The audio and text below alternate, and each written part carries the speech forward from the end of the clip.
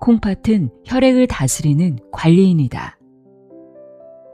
만약 이 관리인이 제 역할을 하지 않는다면 우리 몸은 필요한 것과 버려야 할 것을 구분하지 못한다.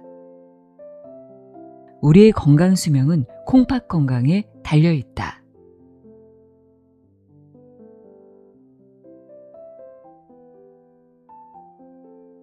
안녕하세요. 나의 소리 책갈피 소리내어 있다입니다.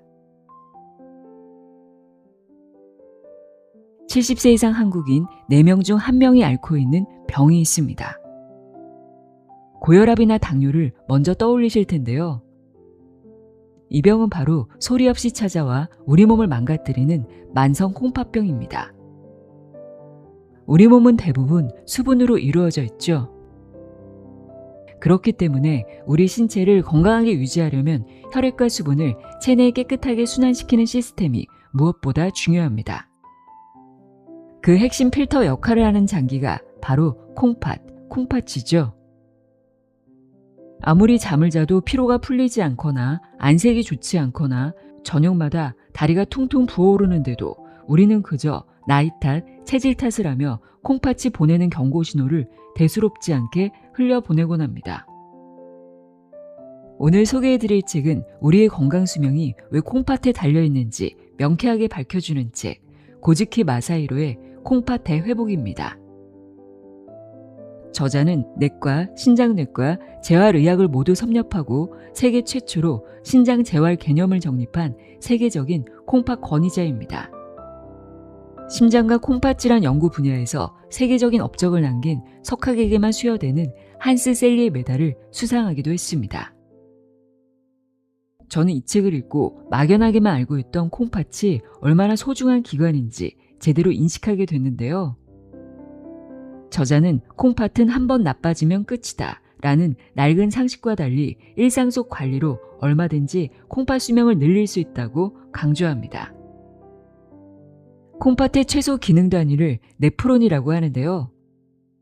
이 네프론은 60대가 되면 20대의 절반밖에 남지 않는다고 합니다.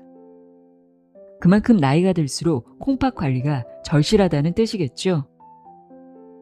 그렇다면 침묵의 살인자로 알려진 콩팥을 어떻게 하면 건강하게 되살릴 수 있는지 그 구체적인 비결을 지금부터 하나씩 풀어드리겠습니다.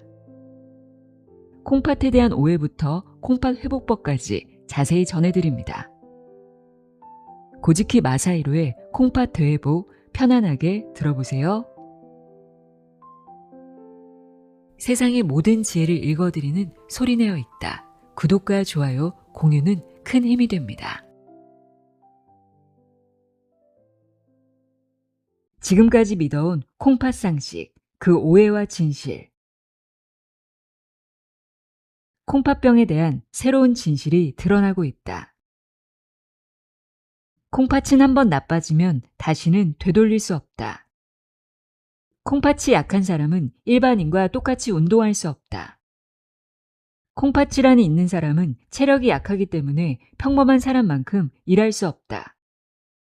콩팥 질환을 앓는다면 매우 철저한 식단 관리가 필요하다. 혹시 이러한 이야기를 들은 적 있다면 이는 모두 잘못된 상식이라는 것을 기억해야 한다. 이제는 시대가 완전히 달라졌다.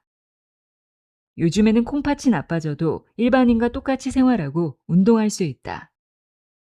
식생활도 조금만 신경 쓰면 일반인과 다름없이 즐길 수 있다. 당연히 콩팥 건강은 한 번 잃으면 결코 되돌릴 수 없다라는 이야기 또한 오해다. 재활을 중심으로 콩팥 건강 개선에 힘쓴다면 콩팥병 진행 속도를 억제할 수 있고 나아가 병의 증상도 회복할 수 있다. 당연히 현재 의료기술이 모든 콩팥 질환을 치료할 수 있다거나 콩팥병이라는 것이 그저 만만하게 볼 간단한 질환이라는 이야기는 아니다. 콩팥 기능이 저하됐다면 예방이나 치료에 충실해야 한다는 사실에는 변함이 없다. 적어도 옛날처럼 콩팥 질환이 불치병이라는 두려움에 떨며 절망적인 태도를 가질 필요는 없다는 이야기다. 오해. 콩팥이 약하면 운동은 절대 금물이다. 진실. 콩팥이 약할수록 적당한 운동을 습관으로 삼아야 한다. 꽤 오랜 시간 동안 콩팥 질환 환자들은 잘못된 의료 상식으로 인해 주눅들고 괴로운 시간을 보냈다.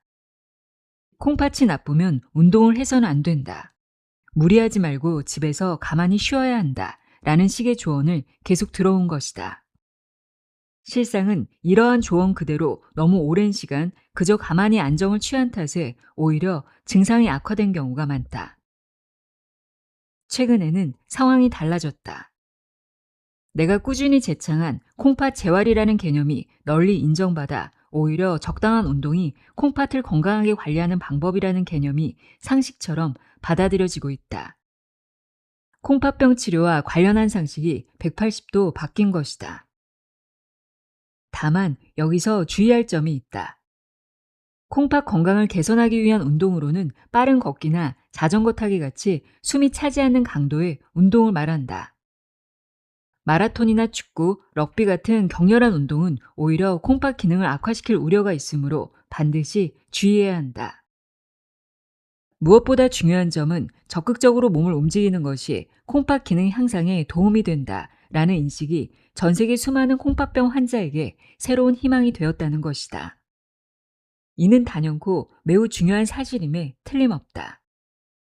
게다가 최근 전 세계적으로 적절한 강도의 규칙적인 운동이 콩팥 기능 개선에 긍정적인 영향을 미친다는 연구 결과가 꾸준히 보고되고 있다는 점 또한 주목할 만하다.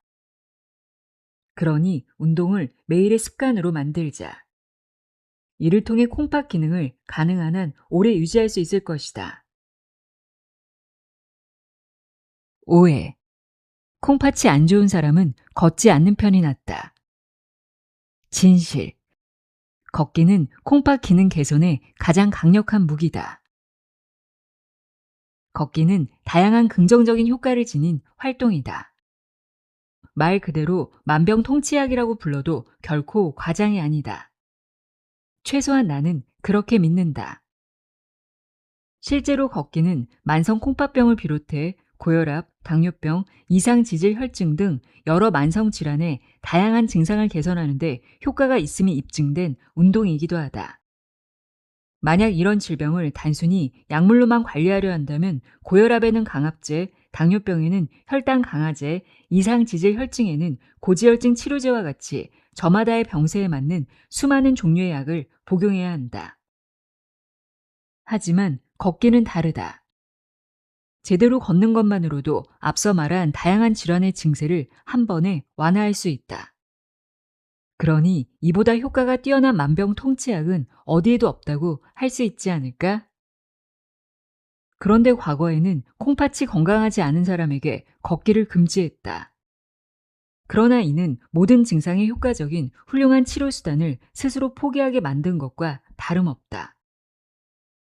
다행히 최근에는 걷기가 콩팥 기능의 회복을 돕는다라는 개념이 새로운 상식으로 자리 잡고 있다. 당연히 콩팥 재활 프로그램에서도 콩팥 회복 걷기가 핵심 요소로 활용되고 있다. 오해. 콩팥병 환자는 엄격한 식이 제한을 해야 한다. 진실. 콩팥병 환자가 함부로 식사량을 줄이는 것은 치명적 실수. 콩팥이 안 좋은 사람의 식사라고 하면 과거 많은 이가 엄격한 식이 제한을 떠올렸다. 콩팥병 환자들 역시 이것은 먹으면 안 된다, 저것도 삼가야 한다 라는 말을 의사로부터 반복적으로 들으며 끼니마다 큰 인내와 절제를 요구받는 경우가 많았다.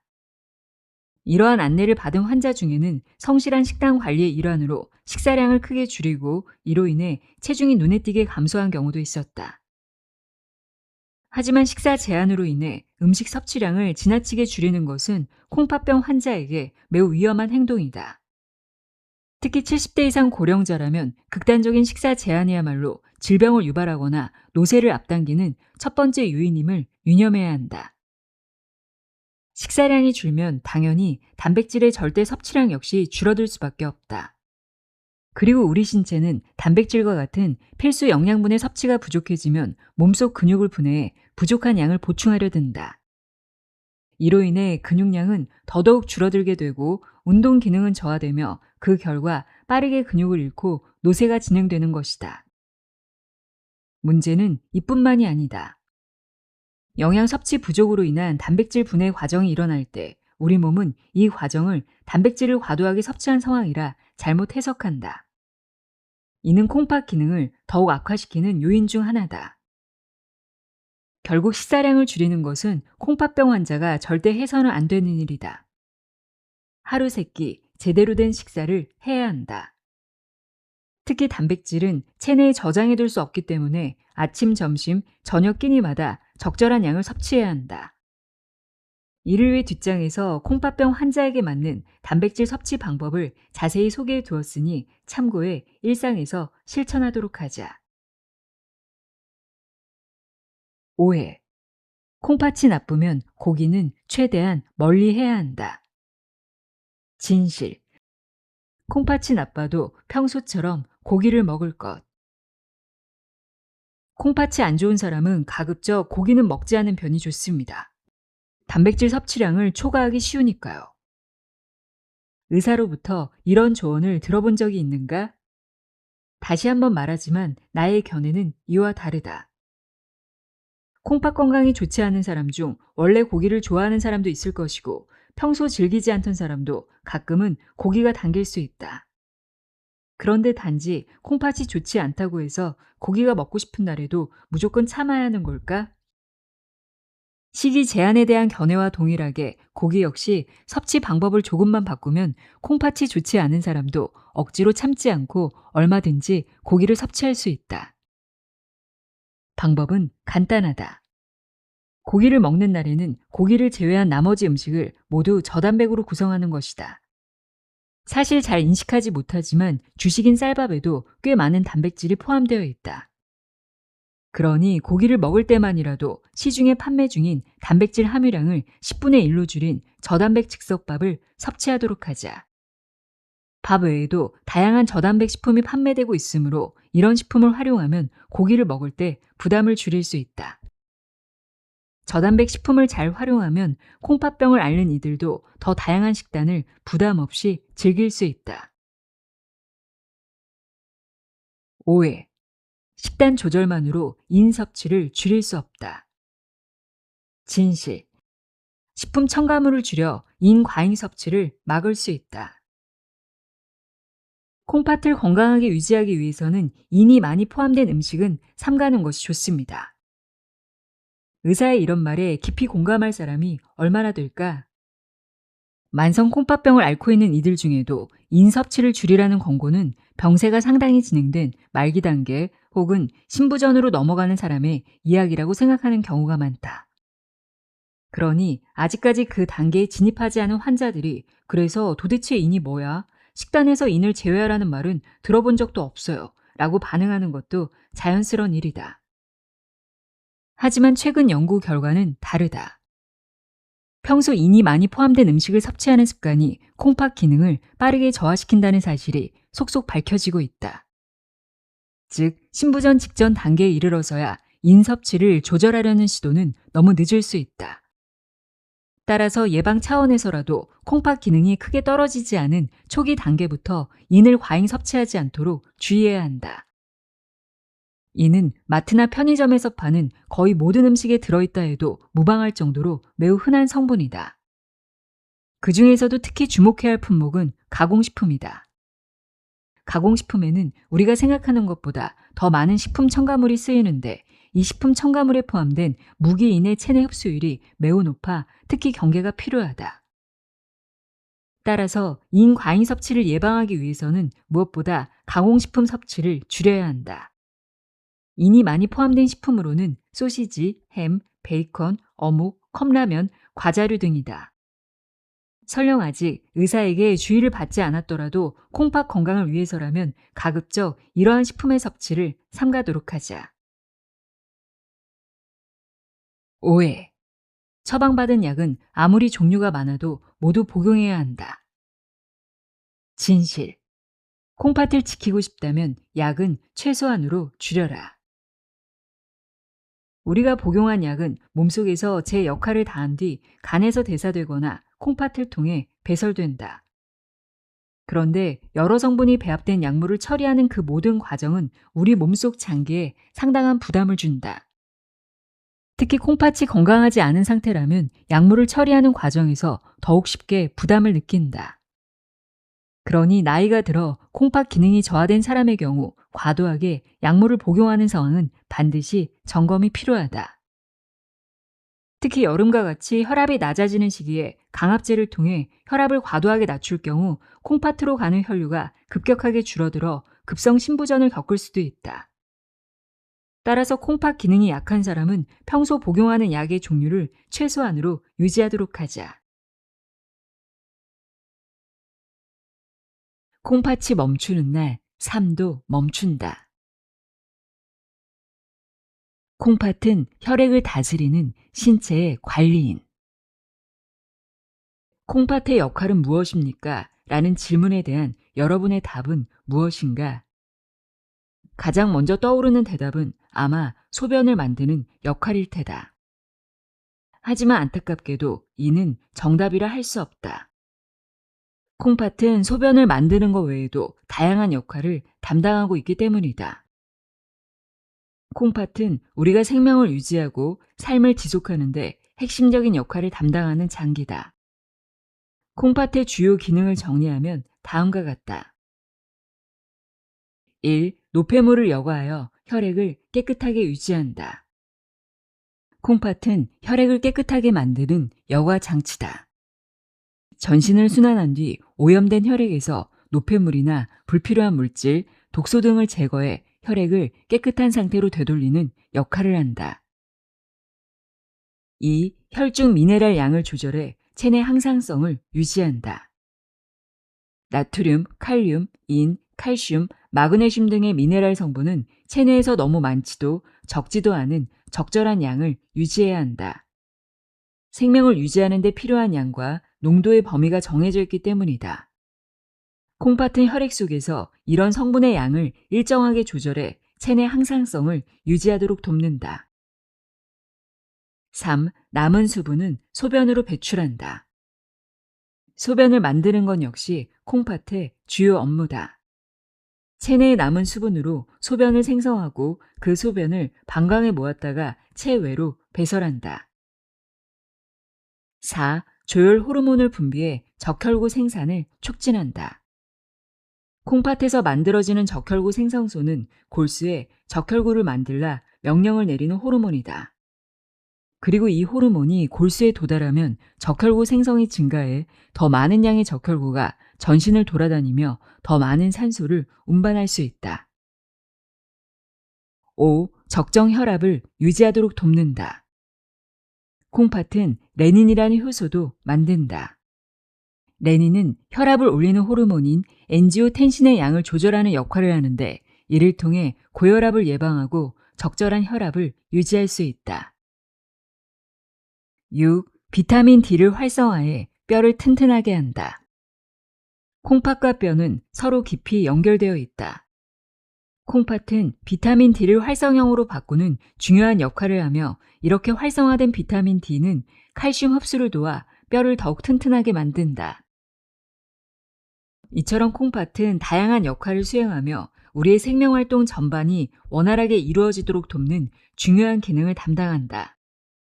그 중에서도 특히 주목할 역할은 혈액을 여과하는 기능과 미네랄을 조절하는 기능이다. 그 이유를 좀 더 구체적으로 살펴보면 다음과 같다. 혈액을 여과하는 기능은 쉽게 말해 체내 쓰레기를 제거하는 시스템이라고 할 수 있다.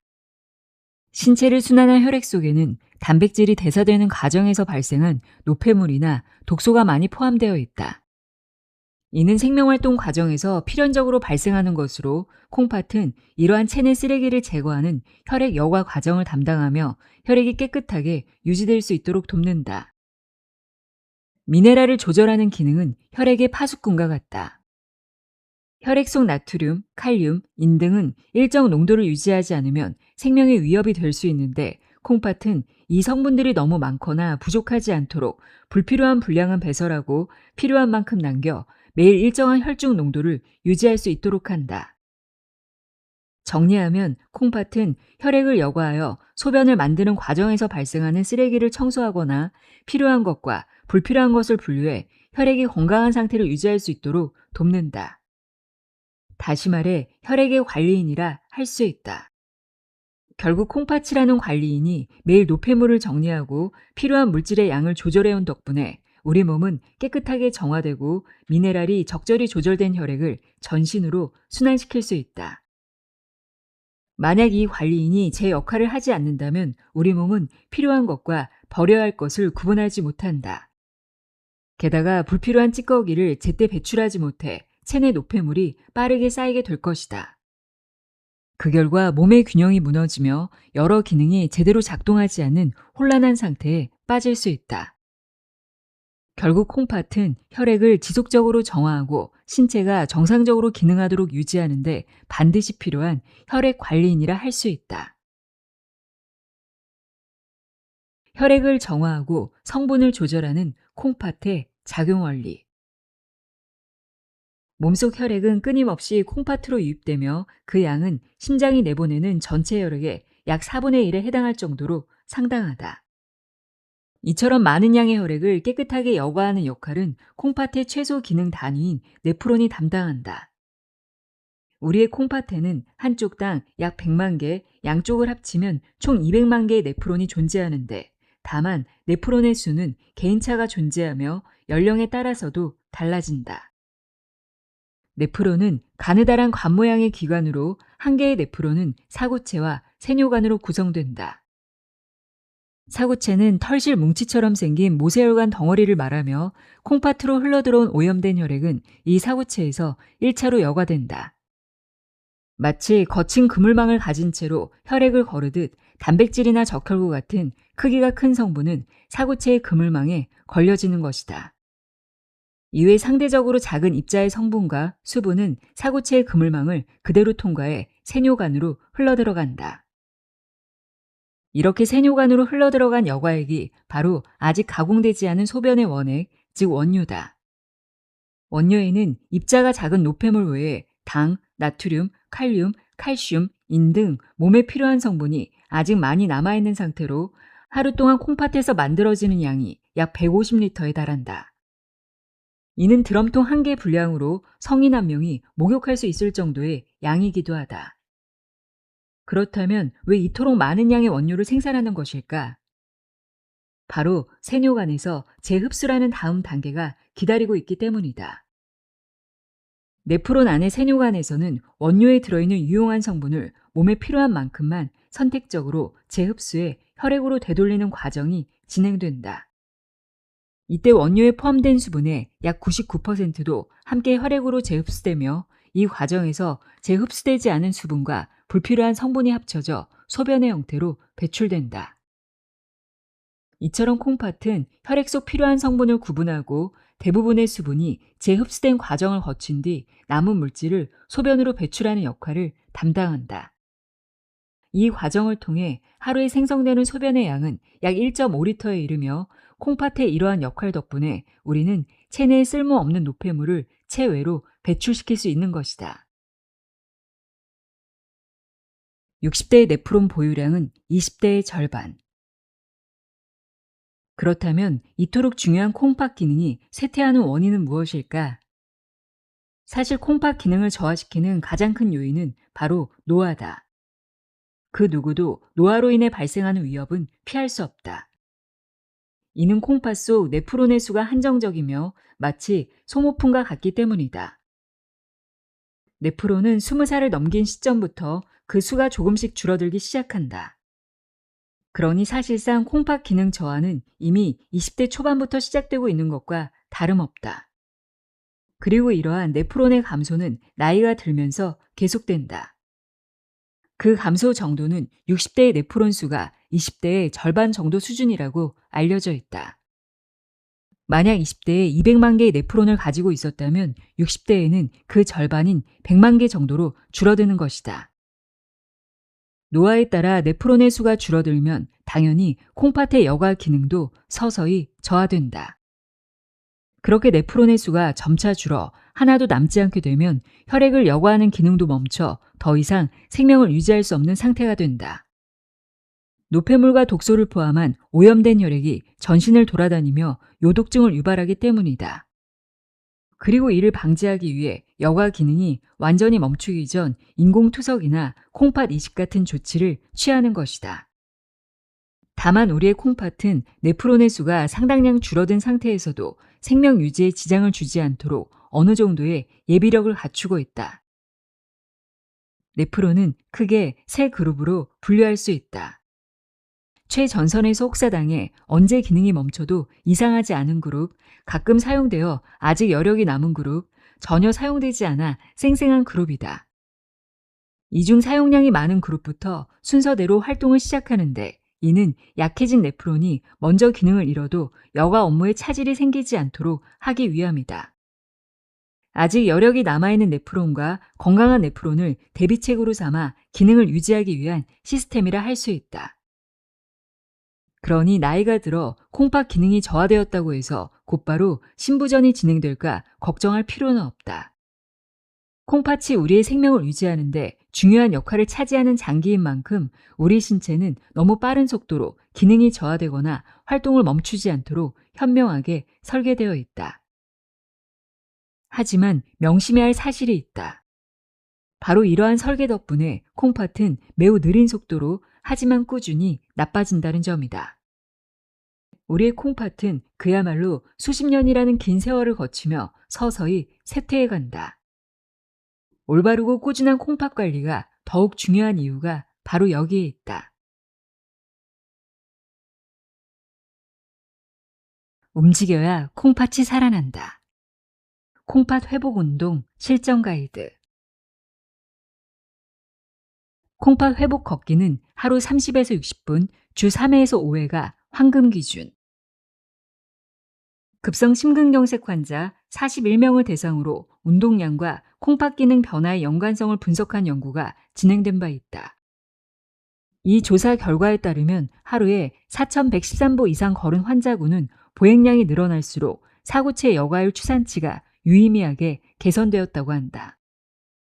다만 4,113보라는 수치는 어디까지나 중앙값에 해당하며 이 정도 효과를 얻기 위한 최소값이라 이해하는 편이 적절하다. 그렇다면 콩팥 기능을 지키고 회복하기 위해 실제로 권장하는 보행량은 어느 정도일까? 내가 연구한 다양한 데이터를 종합적으로 검토한 결과를 바탕으로 도출한 기준은 다음과 같다. 하루 30에서 60분, 일주일 3에서 5회, 총 150에서 180분 걷는다. 이 기준은 보통 체력을 가진 사람이라면 크게 무리하지 않고 달성할 수 있는 목표다. 하루 30분씩 걷는다고 가정하면 일주일에 5번 걷기를 실행하는 것만으로도 주당 150분을 충분히 달성할 수 있다. 물론 병의 단계나 평소 체력, 연령에 따라 30분을 쉬지 않고 걷는 것이 힘들 수도 있다. 이때는 걷기를 한 번에 끝내지 않고 하루에 여러 번 나누어 걸어 총 30분을 채우는 방식도 충분히 효과적이다. 체력이 약하거나 다리나 허리가 불편해 보행이 어려운 사람에게는 실내 유산소 운동기구인 자전거 에르고미터를 추천한다. 투석 환자 중 에르고미터를 활용해 체력과 컨디션이 눈에 띄게 개선된 경우가 아주 많다. 콩팥 회복 걷기, 이 자세가 최적이다. 흔히들 운동의 효과를 이야기할 때 운동 시간이나 횟수가 더 중요하다고 말한다. 하지만 결코 그렇지 않다. 특히 걷기의 경우 더욱 그렇다. 올바르지 않은 자세로 터덜터덜 걷는다면 걷기 효과는 전혀 기대할 수 없다. 그렇다면 콩팥 회복 걷기의 효과를 충분히 끌어내기 위한 올바른 자세는 무엇일까? 아래 7가지 자세 원칙을 기억하자. 1. 턱을 당긴 상태에서 정면을 바라보고 시선은 약간 멀리 둔다. 2. 등을 곧게 펴고 어깨에 힘을 뺀다. 3. 팔꿈치를 약 90도로 굽힌 상태로 앞뒤로 크게 흔든다. 4. 아랫배에 힘을 주고 가슴을 편다. 5. 뒤로 뻗은 다리의 오금을 완전히 펴면서 걷는다. 6. 뒤꿈치부터 발가락 순서로 지면을 찬다. 7. 보폭을 넓게 일정한 리듬으로 빠르게 걷는다. 위에서 소개한 모든 원칙에 앞서 콩팥 회복 걷기의 가장 중심이 되는 기본 지침을 한 번 더 강조한다. 콩팥 회복 걷기를 할 때는 올바른 자세로 걸어야 함을 항상 의식하라. 적당한 운동이 콩팥의 걸음망을 튼튼하게 유지하는 비결. 콩팥 기능은 혈액이나 혈류의 상태에 크게 영향을 받는다. 심장이 내보내는 혈액 중 4분의 1 정도가 콩팥에 흘러들어오기 때문에 콩팥이 매일 쾌적하게 일을 하기 위해서는 몸속에서 건강한 혈액이 많이 그리고 원활하게 순환하는 것이 매우 중요하다. 결국 콩팥 기능이 원활하거나 원활하지 않은 것은 혈액이나 혈류의 상태에 크게 좌우되는 것이다. 혈류 상태에 영향을 미치는 여러 요인이 있지만 그중 가장 직접적인 것은 바로 몸을 바르게 움직이는 것, 즉 운동이다. 실제로 운동을 마치고 난 뒤에 온몸에서 열이 발생하는 것을 느낄 수 있는데 이는 혈액이 온몸 구석구석까지 원활하게 순환하고 있다는 신호이기도 하다. 콩팥의 기능을 건강하게 유지하려면 무엇보다 혈류가 원활해야 한다. 그리고 이를 위해서는 매일 적당히 운동해야 한다. 운동을 통해 혈액순환이 촉진되고 이를 통해 혈류가 보다 원활해질 수 있다. 이렇듯 혈액이 힘차고 매끄럽게 흐르면 콩팥 역시 더 수월한 환경에서 여가 기능을 수행할 수 있게 된다. 참지 않아도 된다. 콩팥을 살리는 콩팥 회복식. 콩팥을 지키기 위해 섭취에 주의해야 할 주요 성분은 염분, 당, 인, 단백질 이렇게 4가지다. 이중 염분은 된장국이나 장아찌를 줄이는 것만으로도 섭취량을 상당히 줄일 수 있고 단백질은 밥이나 빵을 저단백 식품으로 바꾸는 것만으로도 섭취량을 대폭 줄일 수 있다. 더 구체적인 방법은 뒤에서 자세히 소개하겠지만 이런 방식으로 식사법을 조정하면 일반식과 크게 다름없는 식사를 이어갈 수 있다.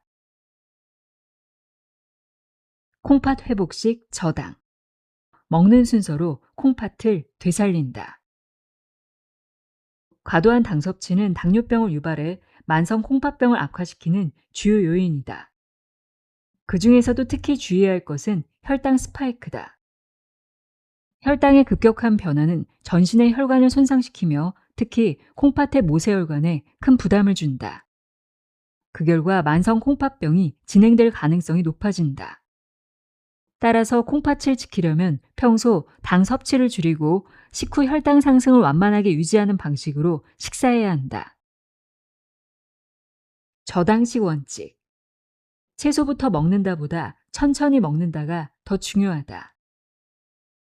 최근에는 일반 대중에게도 식사를 할 때 채소 먼저 먹는 방식이 상식처럼 통한다.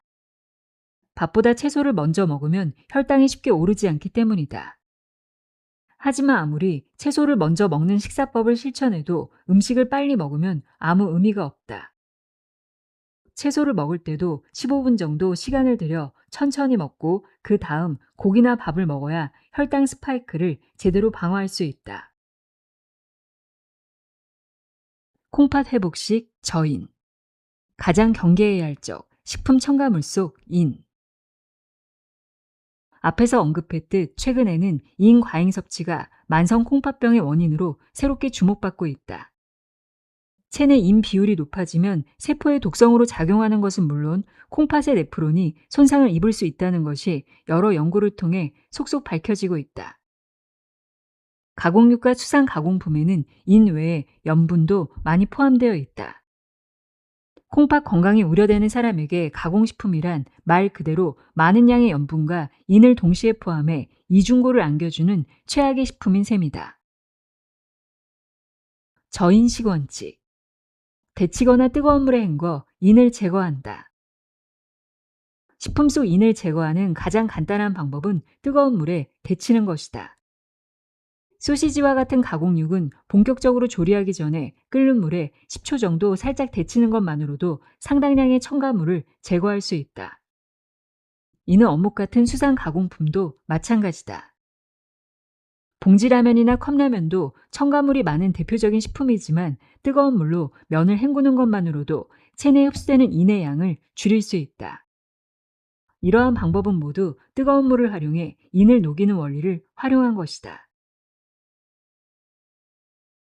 수분 부족은 콩팥의 가장 조용한 적이다.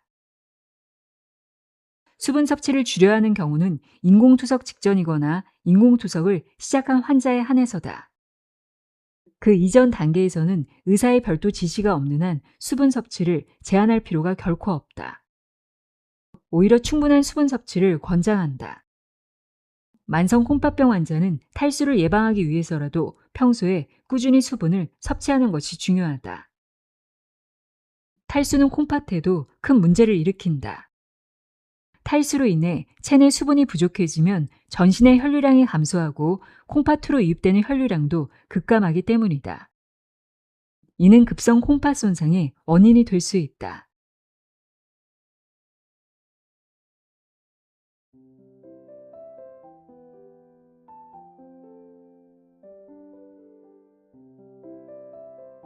콩팥 대회복 읽어드렸습니다. 콩팥을 살리는 법이 생각보다 어렵지 않죠?